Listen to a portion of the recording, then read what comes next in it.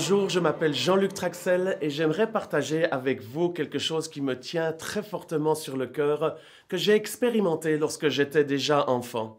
À l'âge de 5 ans, j'ai accepté le Christ dans ma vie. Mes parents m'ont proposé de donner ma vie à Jésus et je n'ai pas tout compris ce que ça voulait dire, mais je sentais que j'avais besoin de Dieu. Et pour ceux qui nous regardent, qui n'auraient encore jamais demandé à Jésus de devenir le Seigneur et Sauveur de votre vie, vous pouvez le faire, que vous soyez jeune ou plus âgé, vous soyez homme ou femme. Dieu vous aime et il veut sauver votre vie. À l'âge de 6 ans, j'ai eu une expérience que j'aimerais vous proposer aujourd'hui, qui a chamboulé ma vie. On m'a proposé de recevoir le merveilleux Saint-Esprit, comme le jour de la Pentecôte.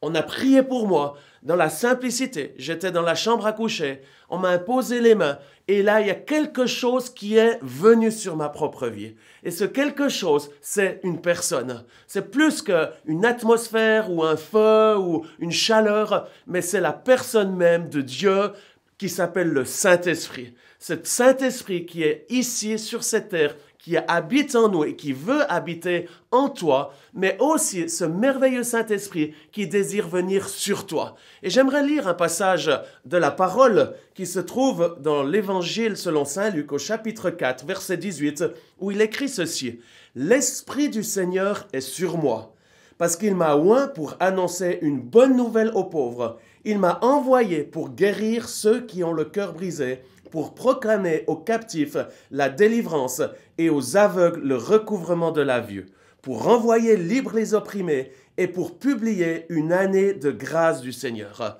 J'ai une bonne nouvelle. L'Esprit du Seigneur veut venir sur ta propre vie. Il veut d'abord habiter en toi. Il veut être avec toi, en toi, faire une œuvre en toi pour ta propre vie, pour t'amener dans une vie de sanctification, pour également t'aider à trouver du courage, de la force pour accomplir les choses que Dieu veut te donner. Le Saint-Esprit veut habiter en toi pour manifester et développer son fruit, qui est le fruit de l'Esprit, qui comprend l'amour, la paix, la bonté, la bénignité, la persévérance, la patience. Ce fruit qui seul le Saint-Esprit peut provoquer ceci dans notre vie. Mais le Saint-Esprit ne veut pas simplement rester en nous pour faire une œuvre pour nous-mêmes, mais le Saint-Esprit veut venir sur nous comme il est venu sur les disciples le jour de la Pentecôte.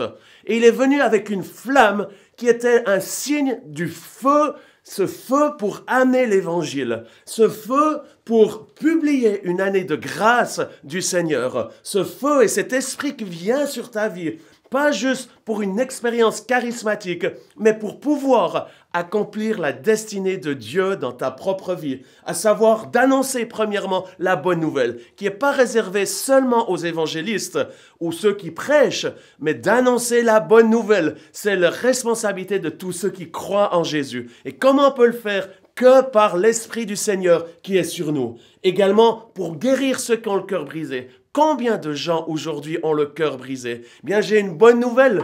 Et c'est une bonne nouvelle pour eux, c'est que toi-même, si tu demandes au Saint-Esprit de venir sur toi, eh bien tu vas pouvoir annoncer l'Évangile, mais également tu vas pouvoir amener la guérison dans ton entourage, amener la guérison à ceux qui ont le cœur brisé, mais aussi à ceux qui sont malades dans leur corps physique, parce que Dieu n'a point changé.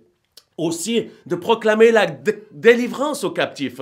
Et aujourd'hui, c'est ce que Dieu veut faire. Il veut venir sur ta vie avec cette puissance du Saint-Esprit pour que tu puisses aller dans ton entourage, dans ton lieu de travail, auprès de ta propre famille, libérer ceux qui sont pris dans la dépression, pris par des chaînes, des ténèbres, pris par des dépendances.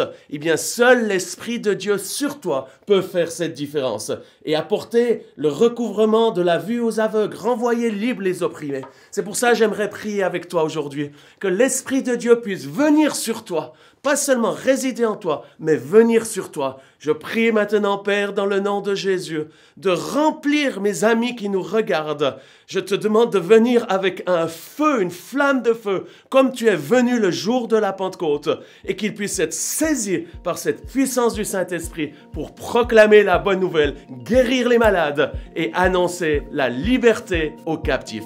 Que Dieu vous bénisse abondamment et n'oubliez jamais que l'Esprit de Dieu est avec vous.